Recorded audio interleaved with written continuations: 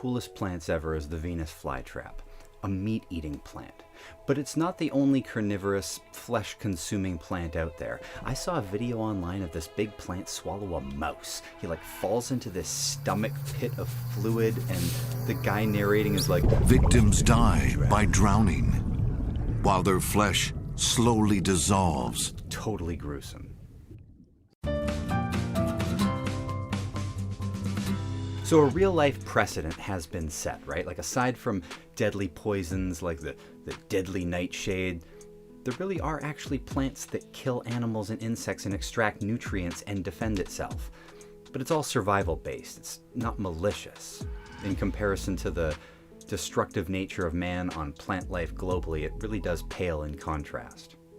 Dr. Bushroot and Darkwing Duck, Poison Ivy from Batman, even Treebeard from Lord of the Rings. There's a cathartic element of recognition when we enjoy these characters who are all sympathetic to the ecological damage the human race has done to the planet. Swamp Thing is both the protector of the green, but he's also a capable killer and dangerous if crossed. The other side of that plant revenger is the sinister and far more rare occurrence, an actual horror villain or killer or menace. However you want to look at it. We're talking about the microgenre of killer plant movies. The one movie I'm really not going to cover at all is The Happening. Okay, well, I'll say a few words, right, and then we can move on. The Happening is an M. Night Shyamalan version of Alfred Hitchcock's The Birds, but with plants instead of birds. Although even that is kind of up for debate, since you never really see or confirm what's the thing that's happening to the people that's actually related to plants. You know what I mean? There's no proof, it's just Professor Marky Mark's opinion. When you cast a Wahlberg as a science teacher, you already know we're on wobbly legs. No. Oh, I don't know. The toxin? There's no satisfaction to be found in this movie. I mean, bro, you just gotta try and do something at least. Something, show us something. But this is the extent of the killer tree special effects we get. And unless you want to watch Mark Wahlberg attempt small talk with a potted plant, I'd say skip it and move on to the real killer plant movies. My name is Elliot Moore. I'm just going to talk in a very positive manner, giving off good vibes. We're just here to use the bathroom. All right, we're going up the vine. Along the vine, we're going to progress through this deadly garden, starting with the least dangerous plants and then ending with the most sinister. There are about a dozen examples, but there are a few remakes on the list, and we're going to do the 4 killer tomatoes right at the start. Ready, set, grow.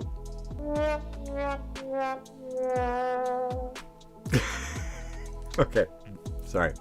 Forget it. Never mind. I won't do that again. Nope, I won't do that again.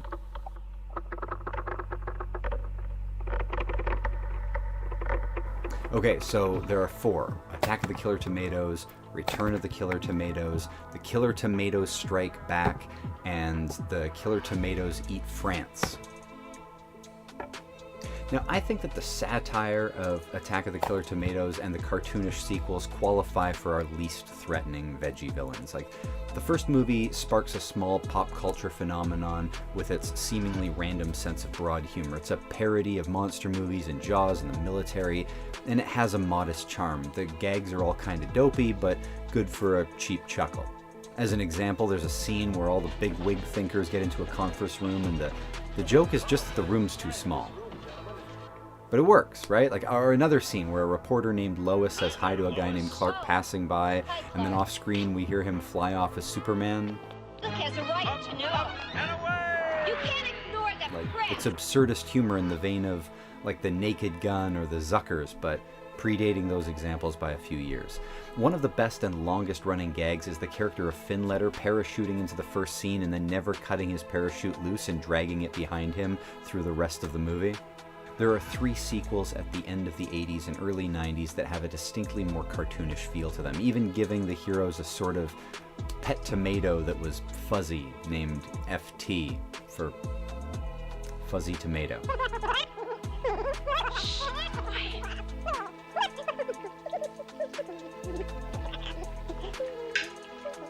This kind of feels like an answer to Gizmo from Gremlins.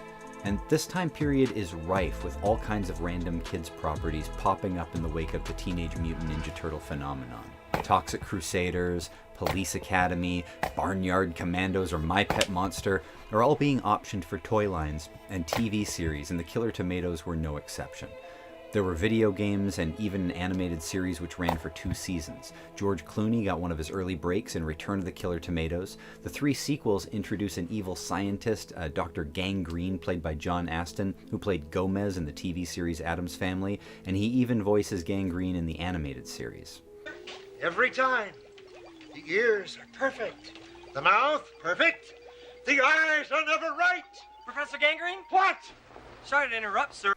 I think this cult classic does its best work in the first movie, but the sequels have a certain cult following that they all deserve for at least being incredibly unique films.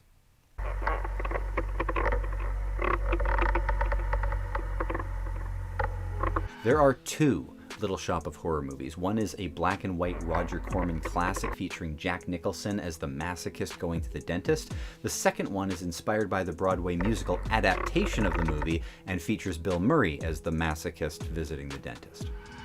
But understanding the differences between the two is best explained in the story of how they came to be. In 1960, Roger Corman releases a small-budget, black and white comedy about a shopkeep with an amazingly unique plant that brings him fame. But the only problem is that it feeds on human flesh, and so he begins to find it victims. 22 years later, it gets remade into a musical for Broadway that in turn gets made back into a movie in 1986, retaining the musical numbers and the stage theatrics. The one element that was cut from the musical that was returned for the film is the sadistic dental patient, which is odd because it's such an iconic part of either movie. I think most viewers should just watch the 1988 Frank Oz directed, yes, the voice of Yoda, same Frank Oz, the Rick Moranis Steve Martin version. Both Pam and Gina from Martin are in the chorus of singers before they appeared in Martin.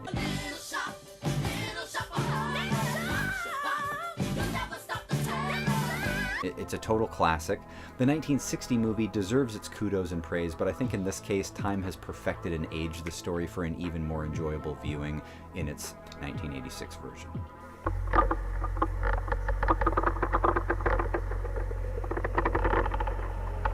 All right, next we have Dr. Terror's House of Horror, 1965. Never mind the amazing cast, the pedigree of the movie, horror house of Amicus Productions. The film is a triple threat for me, at least. Severed hand movie, anthology horror movie, and a killer plant movie. That's kind of what makes it cool, actually, all these different elements in there. Dr. Terror's House of Horror is pretty great. The first of Amicus's run of horror anthologies that includes Tales from the Crypt and Vault of Horror, among others. The stories are pretty great, they're quick, they're vicious, and with as many as they need to get through, the only part we need to discuss here is the killer plant story, and it's pretty short. The entire film is framed by 5 strangers meeting in a train car, including Christopher Lee, while a tarot card reader, played by Peter Cushing, predicts each of their fortunes and demises in a series of flash forwards. The killer plant story is called Creeping Vine. It starts about 30 minutes in, and it only lasts 10 minutes. Dog strangled by a vine. I can hardly believe it. If you want to hear me talk a little bit more about the film beyond just the Creeping Vine storyline, I discuss the severed hand portion in a microgenre video on severed hand movies, and I'll also be discussing the film overall in an upcoming video I'm making on the Amicus horror anthologies, so that might already be out by the time you see this. Check the channel to find out. The killer plant in question is a pretty cheesy, plastic-looking vine, like somebody out of frame is just rustling the branches, which is probably exactly how they did it. There isn't a lot of story here. Plants want to kill, they're going to kill. But that inhuman element of the silent and insidious deadly vine is what we're looking for, and this gets the job done concisely.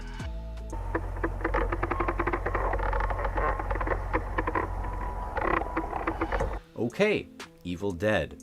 In the first and second Evil Dead, and possibly the remakes, I can't really remember, honestly, there are the creepy, rapey vines. And we all remember the creepy, rapey vines, right? They're not the focus of the film, but rather a highlight of the movie, and as such, we won't spend more time than necessary speaking of them. feel like that happens a lot with Evil Dead. It pops up and to talk about these various elements because it's just so good on so many levels, but we'll just focus on the vines. Okay, yes, I did check, and both movies have the rapey vine scene. On the DVD for the first movie, the scene is called Violated by the Woods, and that really sums it up. There's some tricky reverse photography to make the vines being pulled off seem as though they're creeping onto her. The second movie is less tawdry and explicit, but is no less crafty in its construction. But aside from these fairly short scenes, the woods surrounding the cabin are all possessed by evil. And in Evil Dead 2 especially, we see animated faces in these trees and some supernatural movement. Bottom line, it isn't really the plants that are evil any more than the moose head on the wall was evil. They're all possessed by the Evil Dead, so I'm not sure how much these qualify for the list, but they're iconic, so they're in.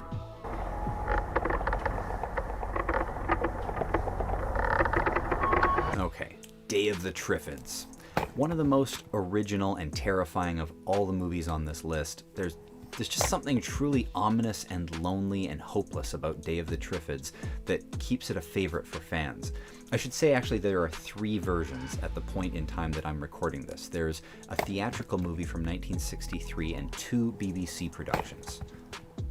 Okay, you could say that a BBC TV miniseries is not a theatrical feature, but I supersede that rule based on the quality of the series. Based on a book, the show takes place in an apocalyptic world where we discovered a new plant life, a newly discovered species of plant that we're exploiting for medicine and all kinds of uses, farming them like cattle. One night, there's a flash in the sky that blinds most anybody who looked at it, so like over 90% of people are blind and helpless while these new alien plants begin to feed on us. Our hero starts in much the same way that Rick wakes up in a hospital in The Walking Dead.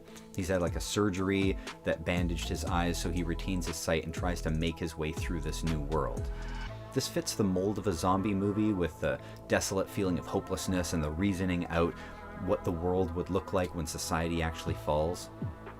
In fact, it's been cited as an inspiration for 28 Days Later, which must be true if they printed it on the back of the DVD. Actually, it's really easy to see. From the opening in the city to the attempt to get out to the country, the mood, the landscape, the 6 parts are quite engaging and stand the test of time pretty well in my opinion.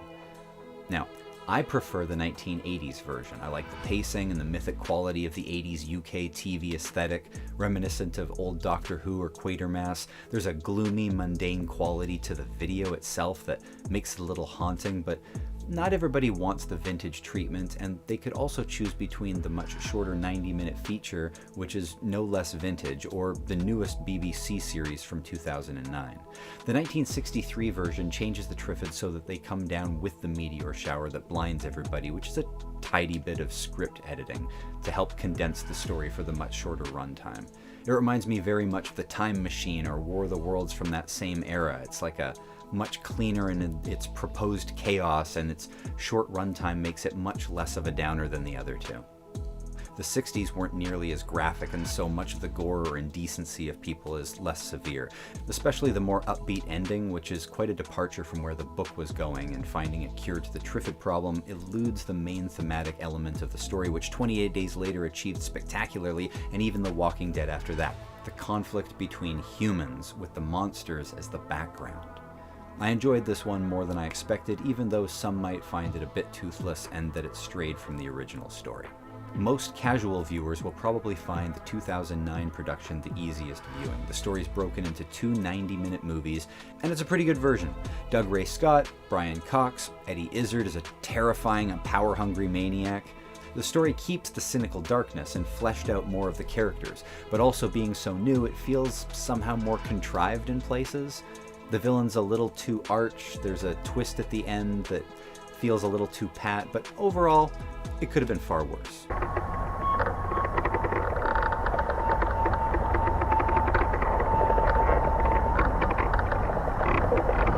Alright, The Ruins, 2008. My final pick for the darkest, deadliest, scariest of all these plant movies is a unique twist on the post-Hostels 2000 slasher. The post-Rob Zombie and Eli Roth slashers tended to be a more serious and visceral experience, more realistic and edgy, which makes the horror more impactful.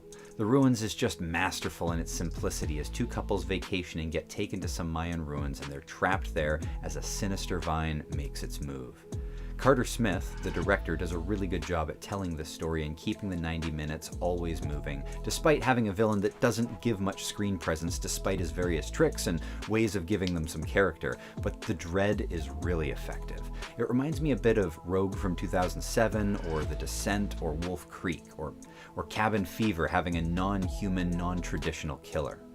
There's just no camp here, no cheese. It just has a sinister plant that consumes whatever's in its way or falls before it like mighty Galactus.